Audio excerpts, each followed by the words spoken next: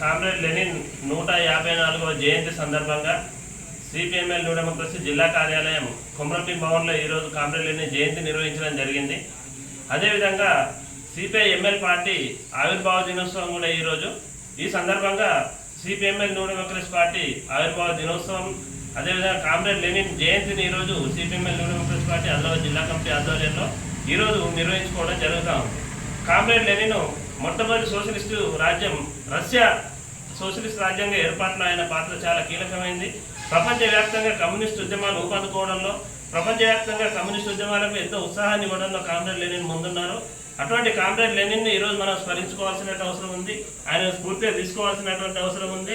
ఈ రోజుల్లో ఏదైతే భారతదేశంలో ఉన్నటువంటి కేంద్ర ప్రభుత్వం, బీజేపీ ప్రభుత్వం మతతత్వ విధానాలతో ఈరోజు దేశాన్ని మొత్తం సర్వనాశనం చేస్తున్నటువంటి పరిస్థితి ఉంది. కాబట్టి కామ్రేడ్ లెనిన్ స్ఫూర్తితో సిపిఎంఎల్ న్యూ డెమోక్రసీ పార్టీ ఆధ్వర్యంలో కేంద్రంలో ఉన్నటువంటి మతతత్వ బీజేపీ పార్టీని గద్దెదించే వరకు పోరాడతామని సందర్భంగా పిలుపునివ్వడం జరుగుతాం.